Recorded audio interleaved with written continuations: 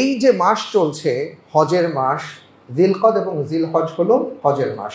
আল্লাহ রাব্বুল আলামিন বললেন যে আল হাজ্জু আশহুরু মালুমাত, হজের মাসটা সুনির্ধারিত। কারণ আপনি হজ কেবল জিলহজ মাসের 8 তারিখ থেকে নিয়ে 12 তারিখ বা 13 তারিখ পর্যন্ত করবেন। এরপরে আর চাইলেও আপনি হজ করতে পারবেন না। আপনি চাইলে উমরা করতে পারবেন, কিন্তু যে জীবনে ফরজ হজ সেটা আপনি করতে পারবেন না। এটা নির্ধারিত একটা সময়ের মতো। এই কারণে এই মাসগুলোকেও আল্লাহ তাআলা আলাদাভাবে আমাদের সামনে উপস্থাপন করেছেন। কেন? যারা হজে যাবেন আল্লাহ তাআলার মেহমান হয়ে, তারা তো রব্বুল আলামিনের পক্ষ থেকে সম্মানিত ব্যক্তি, তাদের সম্মানার্থে আল্লাহ রাসূল সাল্লাল্লাহু আলাইহি ওয়াসাল্লাম অনেক কিছু ঘোষণা করেছেন এবং পাশাপাশি বলে দিয়েছেন যে তোমরা এই বিধিবিধান, এই নিয়ম নীতি মেনে চলার চেষ্টা করো। মাথায় রাখতে হবে, এটা কেবল হাজী সাহেবদের জন্য বলা হয় নাই। আপনি আমি যারা হজে যেতে পারছি না, কেউ যদি এমন হন যে না আমি তো যেতে পারছি না, তা আপনি কি এটা পালন করবেন না? হ্যাঁ, আপনি এটা পালন করবেন। যদি আপনি এই কথাগুলো মেনে চলতে পারেন, তাহলে হাজী সাহেব হজে গিয়ে তো আলহামদুলিল্লাহ তিনি অনেক কিছু পাবেন, কিন্তু আল্লাহ রব্বুল আলামিন আপনাকেও বঞ্চিত করবেন না।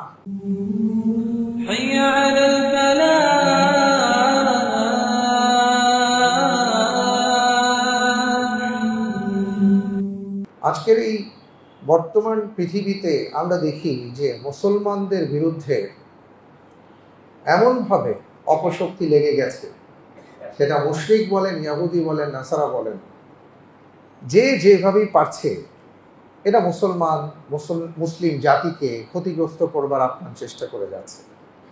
এবং তাদের সাথে আবার যোগ দিয়েছে ওই যে ঘরের শত্রু, যাদেরকে আমরা মুনাফিক বলেছি। পবিত্র কোরআনুল কারীমে মুনাফিকদের সম্পর্কে এমনি বলা হয় নাই যে ইন্নাল মুনাফিকিনা ফিদ দারকিল আসফালি মিনান নার ওয়া লান তাজিদ লাহুম নাসিরা। একজন মুশরিক যে কোনো মুহূর্তে সে পাক্কা মুমিন ইমানদার হয়ে যেতে পারে, যদি সে বুঝতে পারে তখন সে তওবা করবে, ফিরে আসবে। কিন্তু একজন মুনাফিক সে নিজেকে একদিকে মুসলিম দাবি করবে, আবার অপর দিকে মুসলমানদের ক্ষতি সাধন করবে, কারণ সে বুঝবে না। এই জন্যই তার ক্ষেত্রে বলা হয়েছে, আল্লাহ তাআলা বলেছেন যে ওর জায়গাটা জাহান্নামের সবচেয়ে নিকৃষ্ট জায়গা হবে। কারণ একজন মুশরিক বুঝতে পারলে সে ফিরে আসবে, মুনাফিকের বুঝ এটা সহজে হবে না। তেমন অনেক মুনাফিকদের কারণে গোটা পৃথিবীর মধ্যে সেখানেও মুসলমানদের বিরুদ্ধে তার অবস্থান নিয়েছে। তো সব মিলিয়ে আমরা যেই জায়গাটায় এখন দাঁড়িয়ে আছি, বলতে গেলে আগুনের উপর দাঁড়িয়ে আছি। আজকে ফিলিস্তিনের গাজা এখন আর খুব আলোচনা হয় না, কারণ কত আলোচনা করবেন আপনি। ওরা এমন একটা পর্যায়ে নিয়ে গেছে, মানুষ মারতে মারতে মারতে মারতে ছোট ছোট শিশুদেরকে মারছে, মা বোনদেরকে হত্যা করছে, যা খুশি তাই করছে। এখন আমরা শুধু সংখ্যা গুনি, আগের সংখ্যার চেয়ে আজকের সংখ্যা কম হলে বলি যে আজকে একটু কম হয়েছে। এখন আর আমাদের গায়ে লাগে না, কারণ আমরা আমাদের গায়রতকে হারিয়ে ফেলেছি।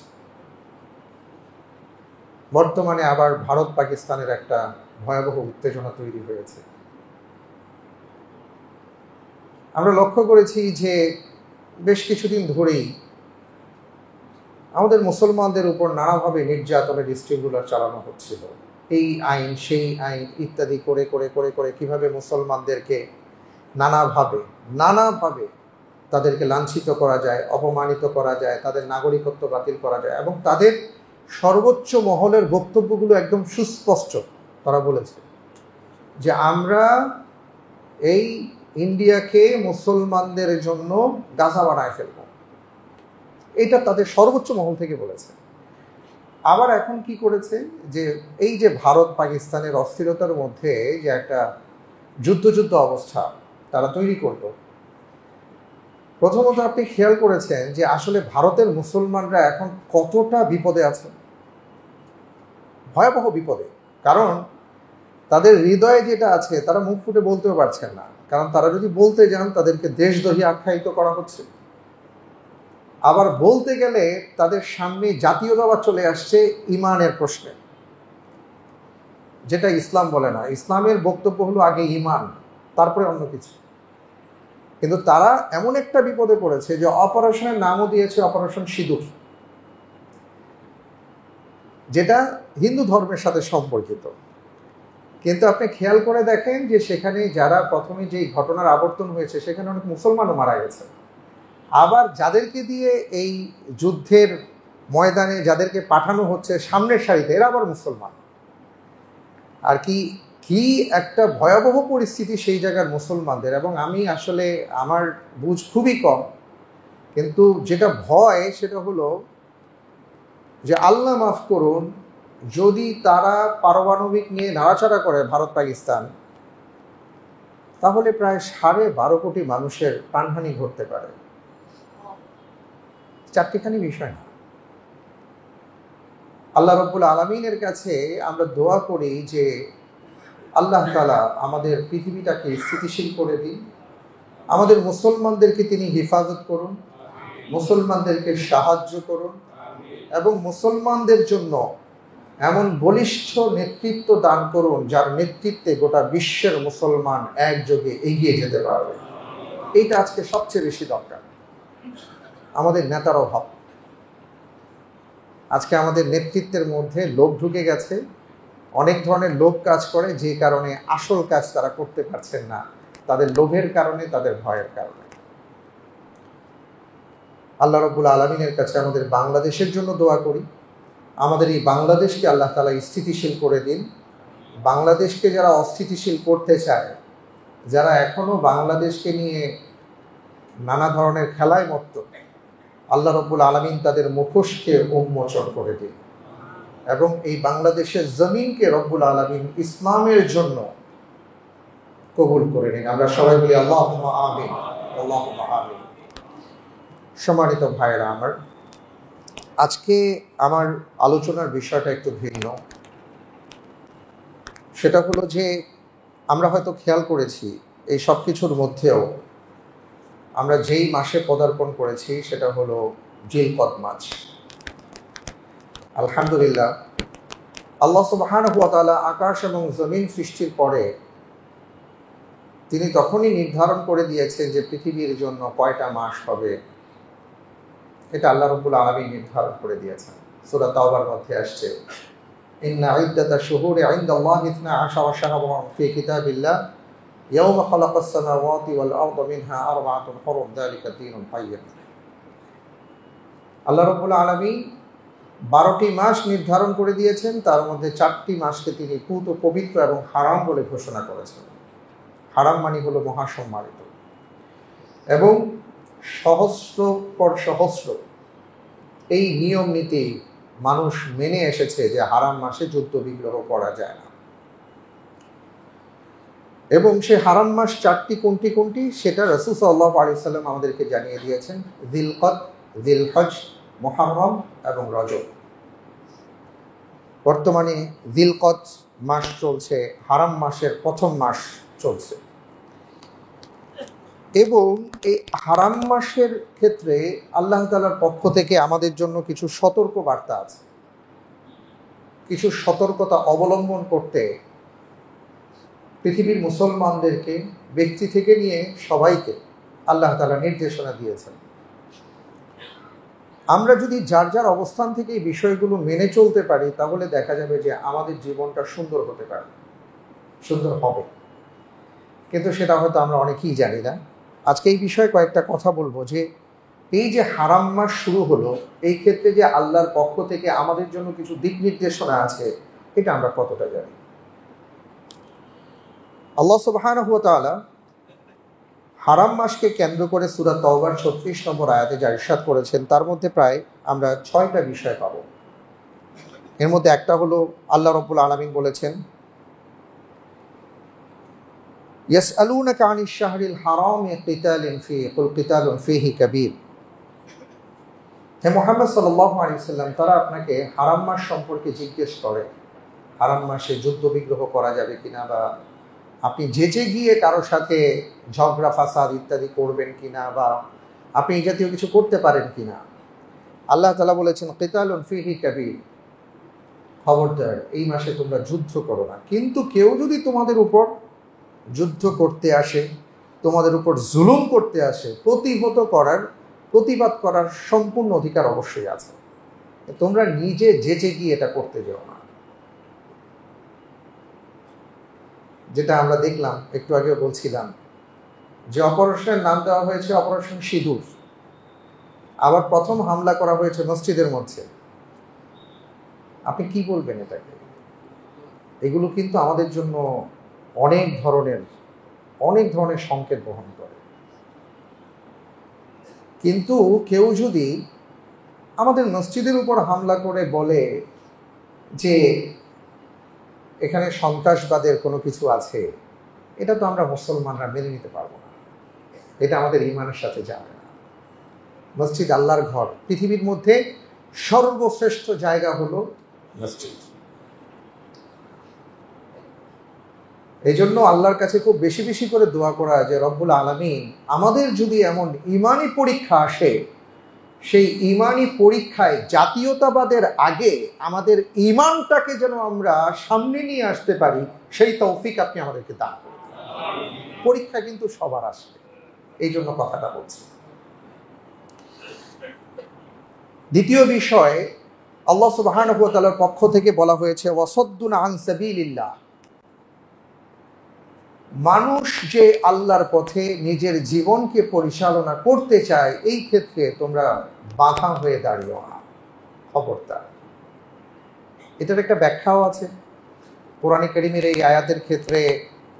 যে বিষয়টা আসছে যে অনেকে হজের উদ্দেশ্যে আসতো, তো মক্কার যারা মুশরিক ছিল তারা তাদেরকে বাধা প্রদান করত, কিন্তু এটাকে এখন আমরা ইজনে আম হিসেবে নিব, ব্যাপকভাবে নিব।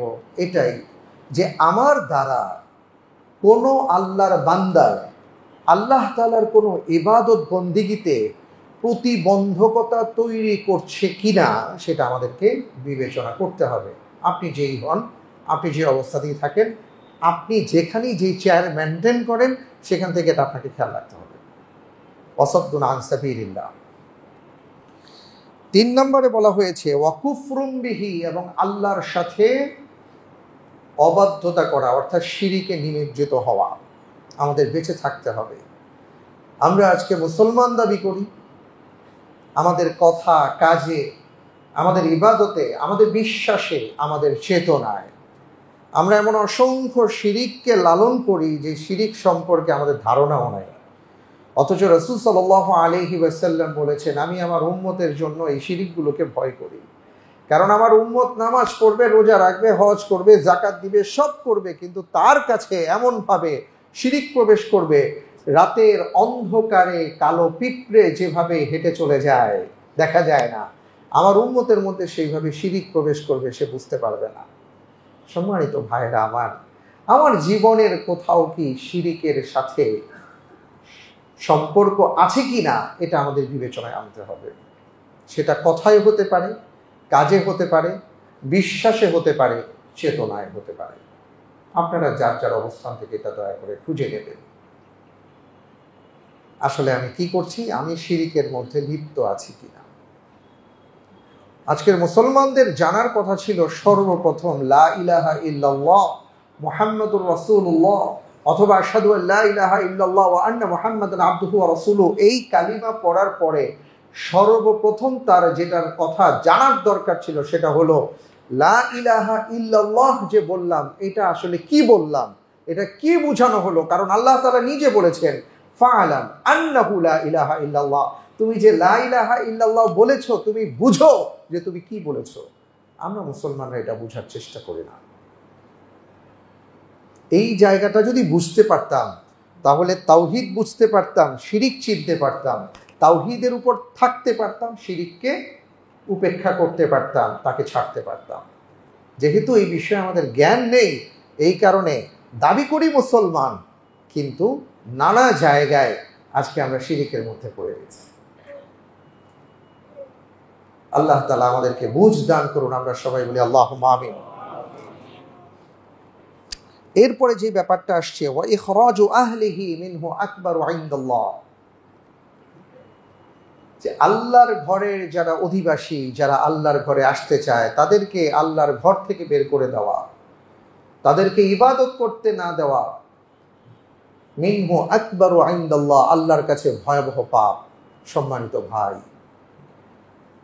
আমরা অনেক সময় দেখা যায়, অনেক ক্ষেত্রে অনেক ধরনের ইবাদত আছে, অনেক ধরনের আল্লাহর নির্দেশনা আছে, কোরআনের বিধান আছে, হাদিসের বাণী আছে, রাসূল সাল্লাল্লাহু আলাইহি ওয়াসাল্লামের আমল আছে, কিন্তু নানা ক্ষেত্রে নানাভাবে আমরা ওই সকল ক্ষেত্রে প্রতিবন্ধকতা তৈরি করি। আল্লাহ তাআলা বললেন ওয়া ইখরাজু আহলিহি মিনহু আকবারু ইনদাল্লাহ, আল্লাহর কাছে এটা ভয়াবহ পাপ। একজন ব্যক্তি, সেটা আইন হোক, সেটা বিধান হোক, সেটা কোরআন সুন্নাহর বক্তব্য হোক, সেটা আল্লাহ তাআলার কথা হোক, সেটা রাসূল সাল্লাল্লাহু আলাইহি ওয়াসাল্লামের সুন্নাহ হোক, তিনি পালন করতে চান আর সেই পালনের ক্ষেত্রে আমি, আমার শক্তি, আমার আইন যদি বাধা হয়ে দাঁড়ায়, আল্লাহ তাআলা বললেন আকবারু ইনদাল্লাহ, মাথায় রাখো এটা ভয়াবহ পাপ, আমি কিন্তু তোমাকে ছাড়ব না। অনেক সময় আমরা অনেককে খুশি করবার জন্য অনেকের কথা আমরা আইন হিসাবে করার চেষ্টা করি, তার কথা তিনি যেন খুশি হন তার কথাকে বাস্তবায়ন করার চেষ্টা করি। এটা একেবারে আমরা প্রান্তিক লেভেল থেকে সর্বোচ্চ পর্যায়ে বলতে পারি, অর্থাৎ আপনার ব্যক্তি জায়গা থেকে শুরু করে নিয়ে রাষ্ট্র পর্যন্ত আপনি বলতে পারেন। কিন্তু সেই ক্ষেত্রে আমরা চিন্তা করি না যে এটা কি আল্লাহ তাআলার কথা কিনা, এটা কি রাসূল সাল্লাল্লাহু আলাইহি ওয়াসাল্লামের কথা কিনা। যদি সেটা না হয়ে থাকে, আপনি ব্যক্তিকে, গোষ্ঠীকে, শক্তিকে, সাম্রাজ্যকে যদি সন্তুষ্ট করতে গিয়ে এমন কিছু করে ফেলেন, তাহলে মাথায় রাখতে হবে আকবারু ইনদাল্লাহ, আল্লাহর কাছে এটা ভয়াবহ অপরাধ। আল্লাহ তাআলা ধরবেন আমাদেরকে। একদিকে শিরক করলাম, আল্লাহ সুবহানাহু ওয়া তাআলার জায়গায় আরেকজনকে দাঁড় করিয়ে দিলাম, পাশাপাশি কেউ আল্লাহর বিধান পালন করতে চাচ্ছে, তাকে সেই বিধানের ক্ষেত্রে আমি বাধা প্রদান করলাম। ভয়ঙ্কর অপরাধী হিসাবে আল্লাহর কাছে দাঁড়াতে হবে। আল্লাহ তাআলা বলছেন খবরদার, হারাম মাস চলছে, এগুলো মাথায় নাও যাতে করে পুরো বছর এটার উপর চলতে পারো। কি কি বিষয় থেকে বেঁচে থাকতে হবে। আল্লাহ সুবহানাহু ওয়া তাআলা যেটা শেষ বলেছেন সেটা হলো ওয়াল ফিতনাতু আকবারু মিনাল কতল, এবং ফিতনা থেকে বেঁচে থাকতে হবে। ওয়াল ফিতনাতু আকবারু মিনাল কতল, কারণ ফিতনা বা বিপর্যয় মানুষের মাঝে, সমাজের মাঝে, রাষ্ট্রের মাঝে বিপর্যয় সৃষ্টি করাটা এটা মানুষ হত্যার চেয়েও ভয়াবহ। কারণ একজন মানুষকে হত্যা করলো, আর ফিতনার মাধ্যমে শত শত হাজার হাজার মানুষ তাদের প্রাণ যেতে পারে। এই জন্য আল্লাহ তাআলা বলছেন ফিতনা থেকে, বিপর্যয় থেকে, ফিতনা তৈরি থেকে, মানুষের ভেতরে নানা ধরনের অস্থিরতা তৈরি করা থেকে বিরত থাকার চেষ্টা করো। আল্লাহ রাব্বুল আলামিন এই নির্দেশনাগুলো আমাদেরকে প্রদান করেছেন।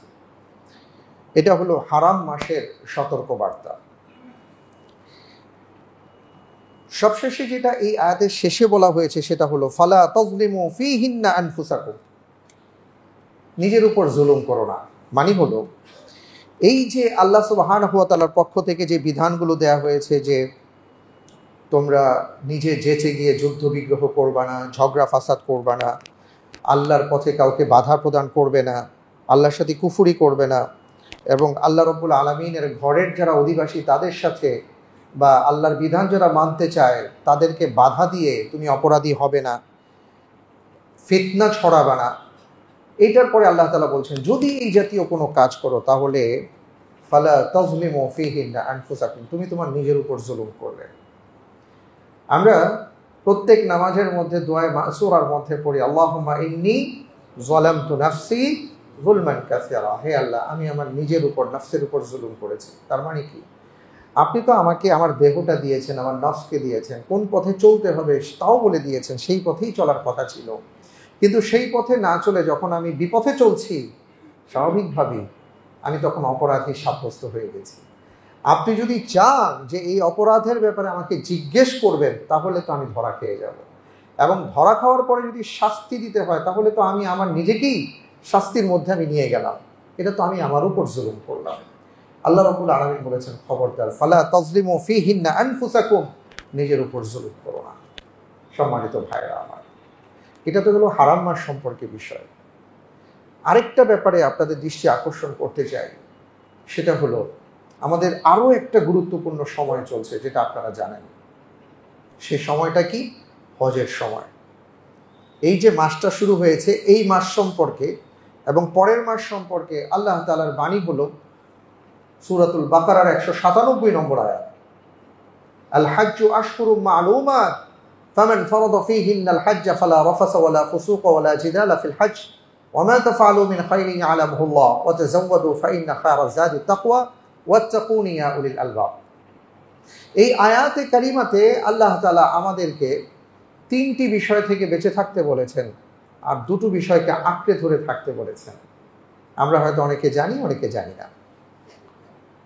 এই যে মাস চলছে, হজের মাস, জিলকদ এবং জিলহজ হলো হজের মাস। তা আল্লাহ রাব্বুল আলামিন বললেন যে আল হাজ্জু আশহুরু মালুমাত, হজের মাসটা সুনির্ধারিত। কারণ আপনি হজ কেবল জিলহজ মাসের 8 তারিখ থেকে নিয়ে 12 তারিখ বা 13 তারিখ পর্যন্ত করবেন। এরপরে আর চাইলেও আপনি হজ করতে পারবেন না। আপনি চাইলে উমরা করতে পারবেন, কিন্তু যে জীবনে ফরজ হজ সেটা আপনি করতে পারবেন না। এটা নির্ধারিত একটা সময়ের মধ্যে। এই কারণে এই মাসগুলোকেও আল্লাহ তাআলা আলাদাভাবে আমাদের সামনে উপস্থাপন করেছেন। কেন? যারা হজে যাবেন আল্লাহ তাআলার মেহমান হয়ে, তারা তো রব্বুল আলামিনের পক্ষ থেকে সম্মানিত ব্যক্তি। তাদের সম্মানার্থে আল্লাহ রাসূল সাল্লাল্লাহু আলাইহি ওয়াসাল্লাম অনেক কিছু ঘোষণা করেছেন এবং পাশাপাশি বলে দিয়েছেন যে তোমরা এই বিধিবিধান, এই নিয়ম নীতি মেনে চলার চেষ্টা করো। মাথায় রাখতে হবে, এটা কেবল হাজী সাহেবদের জন্য বলা হয় নাই। আপনি আমি যারা হজে যেতে পারছি না, কেউ যদি এমন হন যে না আমি তো যেতে পারছি না, তা আপনি কি এটা পালন করবেন না? হ্যাঁ, আপনি এটা পালন করবেন। যদি আপনি এই কথাগুলো মেনে চলতে পারেন, তাহলে হাজী সাহেব হজে গিয়ে তো আলহামদুলিল্লাহ তিনি অনেক কিছু পাবেন, কিন্তু আল্লাহ রব্বুল আলামিন আপনাকেও বঞ্চিত করবেন না। সুবহানাল্লাহ। তো আমাদের এই মাসের যে একটা প্রস্তুতি আছে, এই মাসগুলোতে যে আমাদের কিছু করণীয় আছে, সেটা আমরা আসলে অনেকে জানি না। এই ব্যাপারে আমি বলতে চাই যে 3টা বিষয় থেকে আমরা বেঁচে থাকব। আল্লাহ সুবহানাহু ওয়া তাআলা বলেছেন ফালা রাফাস ওয়ালা ফুসুক ওয়ালা জিদাল। রফাস মানে হলো কোনো ধরনের অশ্লীল কথা, অশ্লীল কাজ, অশ্লীল চিন্তা ভাবনা কিছুই করা যাবে না। কারণ আল্লাহ রাব্বুল আলামিন একটা সম্মানিত মাস দিয়েছেন এবং আল্লাহর ঘরকে কেন্দ্র করে সম্মানিত হাজী সাহেবরা তার ঘরে যাবেন। সেই বিষয়কে কেন্দ্র করে আল্লাহ রাব্বুল আলামিন সার্বজনীন একটা বিধান দিয়েছেন যে এই সম্মানার্থে তুমি নিজেকে বিরত রাখো, তাহলে তুমি উপকৃত হবা। এর মধ্যে একটা হলো কোনো ধরনের অশ্লীল কাজ করো না। আজকে আমাদের সমাজে এমন একটা ভয়াবহ পরিস্থিতি তৈরি হয়েছে, আমাদের প্রত্যেকের কাছে যে ডিভাইস আছে, এই ডিভাইসের কারণে আমরা এখন দেখা যায় যা খুশি তাই দেখতে পারি, চিন্তা করলেও সেটা উপস্থাপন হয় এবং এগুলো দেখে দেখে আমাদের চিন্তা, মননকে আমরা অপবিত্র করে ফেলছি। আমাদের মাথায় রাখতে হবে যে যত বেশি আমাদের চিন্তাগুলো অপবিত্র হবে, অশ্লীল হবে, সমাজ তত খারাপ হতে থাকবে, সমাজের মানুষগুলো তত খারাপ হতে থাকবে। আপনি শখ করে আপনার ছেলেকে মোবাইল কিনে দিয়েছেন, শখ করে মেয়েকে মোবাইল কিনে দিয়েছেন, ও ঘরে একা থাকে, একা ঘুমায়। আপনি জানেন না যে ও মোবাইলে কি দেখে। এমনকি আপনার পকেটে যে মোবাইলটা আছে সেটা নিয়ে আপনি আসলে কতবার কি দেখেন সেটা আপনি নিজেই বিবেচনা করেন। আপনি হয়তো ভাবছেন যে আমি তো অশ্লীল কাজ করি না। রাসূল সাল্লাল্লাহু আলাইহি ওয়াসাল্লাম রমজানের সেই হাদিসগুলোর মধ্যে বলেছেন যে তুমি রোজা রাখার ক্ষেত্রে কেবল না খেয়ে থেকো না, বরং তোমার চোখের রোজা আছে, চিন্তার রোজা আছে, এগুলো তুমি রাখার চেষ্টা করো। তো চোখের রোজাটা কি? চোখের রোজাটা হলো এটাই যে আপনি অশ্লীল কোনো কিছু দেখা থেকে নিজেকে বিরত রাখবেন, অশ্লীল চিন্তা থেকে নিজেকে বিরত রাখবেন, সেটা হলো চিন্তার রোজা। আজকে আমাদের মাথা ভালো কিছু ভাবতে পারে না, আমাদের চোখ ভালো কিছু দেখে না, আমাদের কান ভালো কিছু শুনে না। এই অবস্থায় যদি আমার মৃত্যু হয়, আমি যদি চলে যাই, তাহলে আল্লাহর কাছে কি নিয়ে দাঁড়াবো? আল্লাহ তাআলা এই চোখ আমাদেরকে দান করেছিলেন তার এই বিশাল পৃথিবীর সাম্রাজ্য দেখে দেখে আল্লাহ তাআলা শুকরিয়া আদায় করার জন্য, আল্লাহকে চেনার জন্য, পবিত্র কোরআন পড়ার জন্য, ভালো জিনিস দেখার জন্য, ভালো জিনিস দেখে দেখে আমার ঈমানকে তাজা করবার জন্য। আল্লাহ আমাদের বিবেক দিয়েছেন, বুদ্ধি দিয়েছেন, যাতে করে আমরা ভালো চিন্তা করে করে, যেমন এই আয়াতের শেষেও আছে ওয়াত্তাকুনি ইয়া উলিল আলবাব, আমি যে কথাগুলো বললাম তোমরা এগুলো চিন্তা করো। আমাদের কথা ছিল এই কথাগুলো দেখে দেখে, পড়ে পড়ে, শুনে শুনে, চিন্তা ভাবনা করে আমাদের ঈমানটাকে আরো পরিশীলিত করব, কিন্তু আমাদের চিন্তা আজকে নষ্ট হয়ে গেছে। আমাদের ছেলেপেলেগুলার চিন্তা, চেতনা, কথা বার্তা, মুখের ভাষা ভয়াবহ হয়ে গেছে। তাদের সামনে দিয়ে এখন যেতে আমাদের ভয় লাগে। গাড়িতে যদি দেখি 4-5টা ছেলে উঠেছে কোনো কলেজ ইউনিভার্সিটির, তখন চুপ করে নিচের দিকে তাকিয়ে থাকতে হয়, না জানি এখন ওরা কোন কথাগুলো বলবে, কোন কথাগুলো কানে আসবে যেটা আমি আগে শুনিনি বা আমরা কখনো বলিনি। এটা একদিনে হয়নি, এটা একদিনে হয়নি,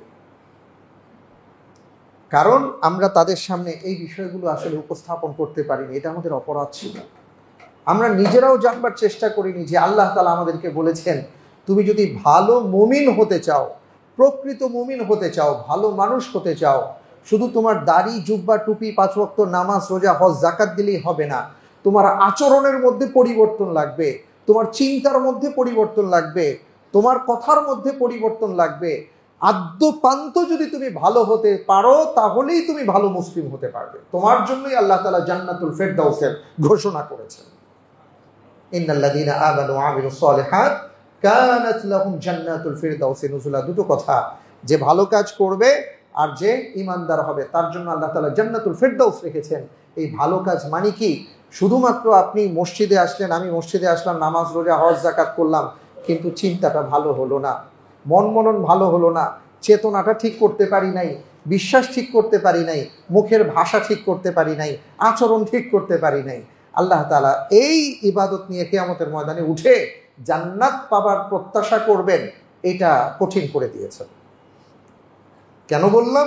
রাসূল সাল্লাল্লাহু আলাইহি ওয়াসাল্লামের সহিহ হাদিসের মধ্যে আসছে, এক নারী সম্পর্কে রাসূল সাল্লাল্লাহু আলাইহি ওয়াসাল্লামের কাছে খবর এলো, তাকে জানানো হলো এই নারী খুবই ইবাদতগুজার, ফরজের পাশাপাশি প্রচুর নফল ইবাদত করেন, কিন্তু তার পড়শিরা তার ব্যাপারে অসন্তুষ্ট, তার আচরণ খারাপ, তার মুখের ভাষা খারাপ।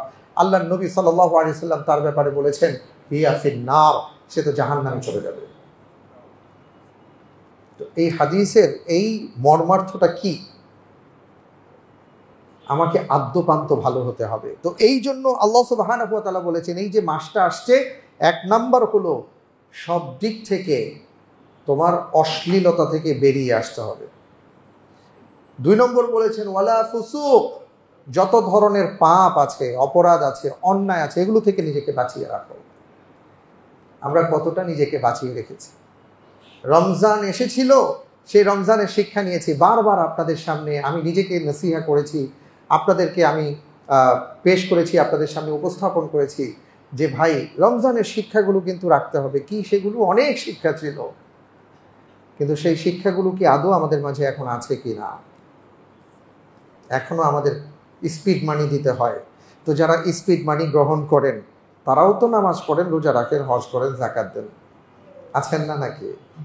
হ্যাঁ, আপনি জায়গায় জায়গায় দেখবেন, ব্যবসায়ী দেখবেন ওজনে কম দিচ্ছে, মানুষকে ঠকাচ্ছে। আপনি যেখানে যাবেন, যেই জায়গায় যাবেন, সেখানে গিয়ে দেখবেন যে আমরা ভেজাল করে বসে আছি, কিন্তু আমরা পাক্কা মুমিন দাবি করি। আল্লাহ তাআলা বলেছেন ওয়ালা ফুসুক, পাপ করো না, পাপ করো না। 3 নম্বরে বলা হয়েছে ওয়ালা জিদালা ফিল হজ, এই যে হজের মাস চলছে, জিদাল করো না, ঝগড়া করো না। রমজানে শিক্ষা দেওয়া হয়েছে, রাসূল সাল্লাল্লাহু আলাইহি সাল্লাম বলেছেন, কেউ যদি তোমার সাথে গায়ে পড়ে ঝগড়া করতে আসে, তুমি বলে দিও ইন্নী ইমরুউন সাইম, আমি রোজাদার, আমি আপনার সাথে কোনো বাকবিতণ্ডায় যাব না। আর এখানে আল্লাহ তাআলা বলেছেন, খবরদার কোনো ঝগড়ায় লিপ্ত হয়েও না। আজকে আমাদের উঁচু গলায় কথা বলাটা, এটা একটা স্ট্যাটাস হয়ে গেছে। আমরা মনে করি প্রভাব বিস্তার করতে চাইলে উঁচু গলায় ধমক দিয়ে কথা বলতে হবে। মুখের ভাষা দুই একটু খারাপ না করলে আমাদের আজকে হয় না।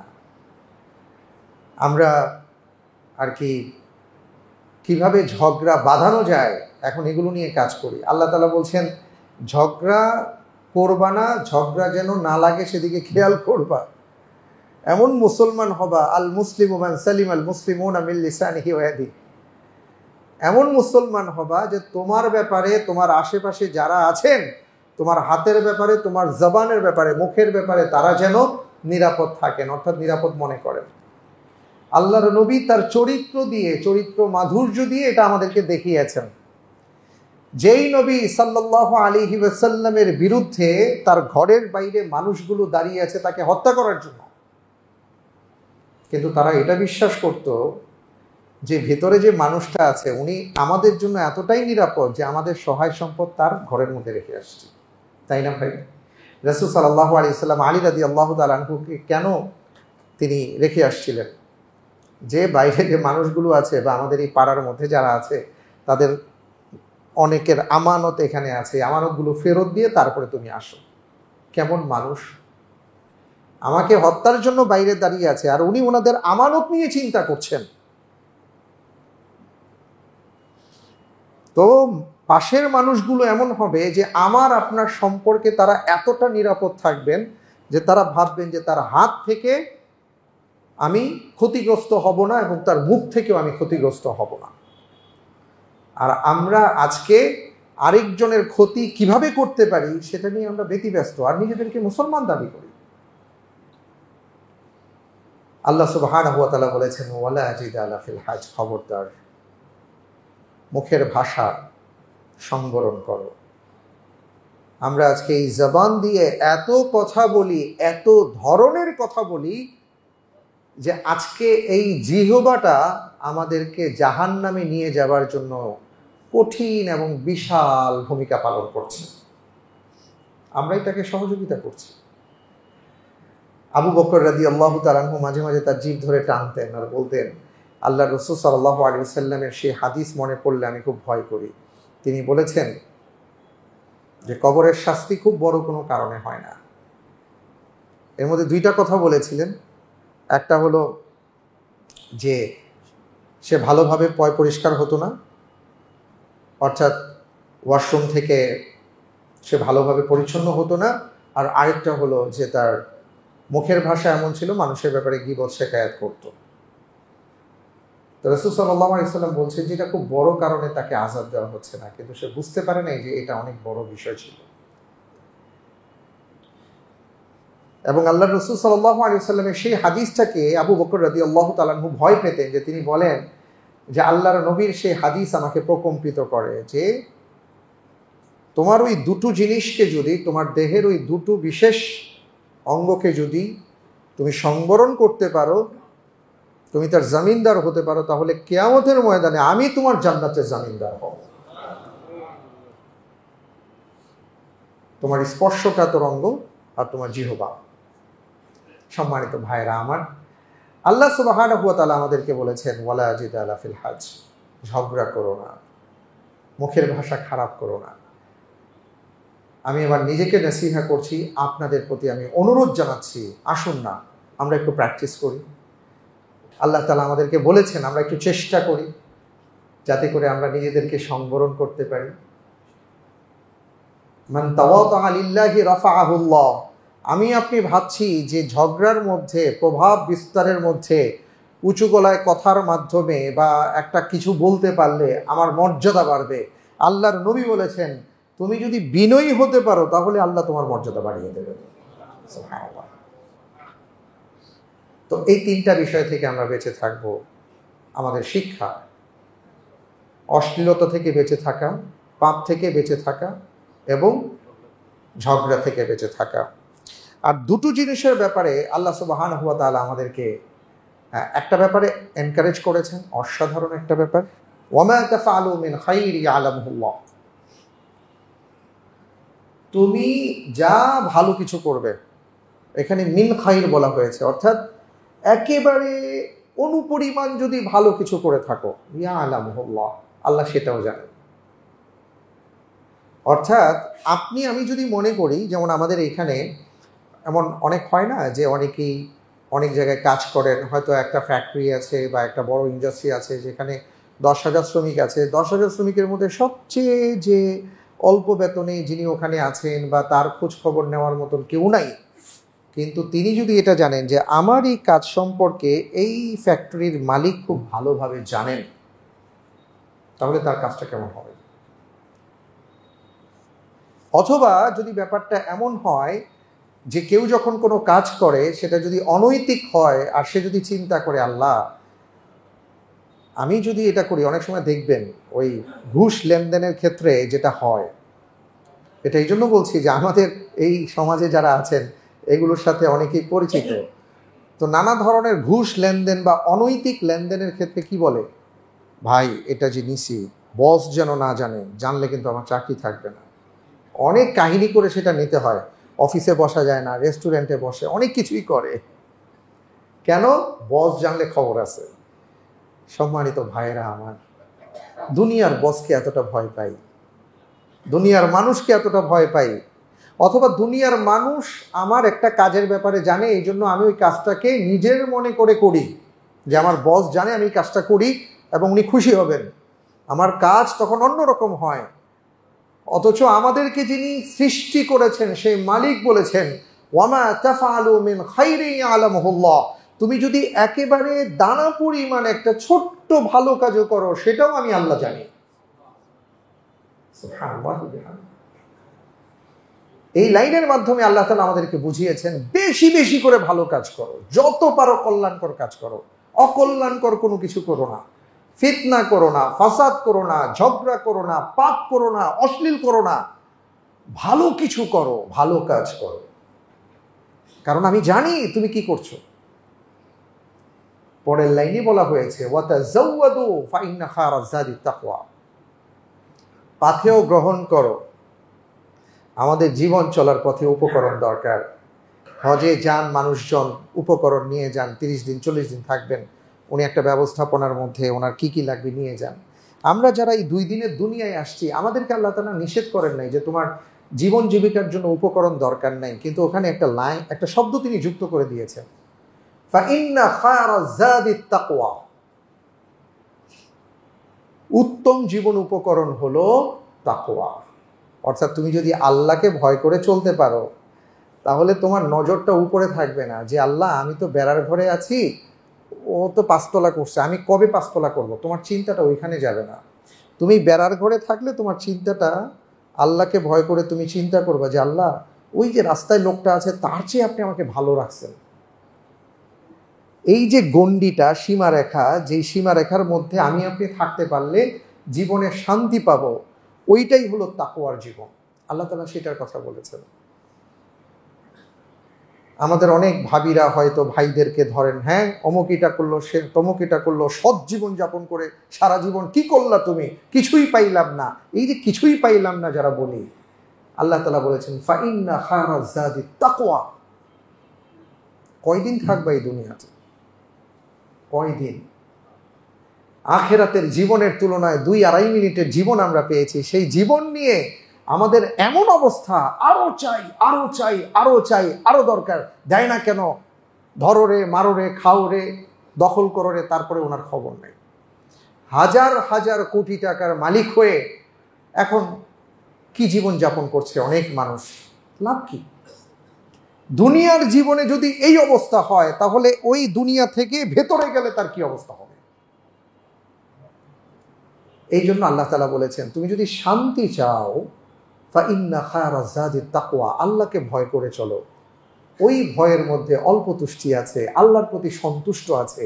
জীবন যাপনের সর্বক্ষেত্রে যদি আমার মালিক এই ক্ষেত্রে সন্তুষ্ট, এইভাবে যদি চলতে পারেন, তাহলে আপনার ওই চাহিদাটা কমে যাবে। এরপরে এই কথার শেষে আল্লাহ তাআলা বলেছেন, ওয়াত্তাকুনি ইয়া উলিল আলবাব, হে আমার বান্দারা, আমি আল্লাহকে ভয় করে চলো। তোমরা যদি বুঝতে পারো আমার এই কথাগুলো, ইয়া উলিল আলবাব, হে চিন্তাশীলরা, চিন্তা করো এবং আমাকে ভয় করো। সম্মানিত ভাইয়েরা আমার, এই যে হজের মাস চলছে, হারাম মাস চলছে, এই সম্মানিত মাসে আমাদের এই শিক্ষাটা নেওয়ার কথা ছিল। আজকে এই ব্যাপারগুলো কথা বললাম এই জন্য, এই চরম অস্থিরতার সময়ে একমাত্র আল্লাহ তাআলা আমাদের ওই ক্ষেত্রেই শান্তি দিতে পারেন যদি আমরা মনে করি আল্লাহ আমি আপনার গোলাম, আর কারো না, সুতরাং আপনার কথার বাইরে আমি যাব না, আপনি যা বলেছেন সেটাই করব। তাহলেই শান্তি আসতে পারে, নয়তো শান্তি আসবে না। যে কথাগুলো আজকে আমরা শুনলাম, আমি বললাম, আল্লাহ তাআলা আমি সহ আমাদের সবাইকে এর উপরে আমল করার তৌফিক দান করুন। আল্লাহুম্মা আমিন।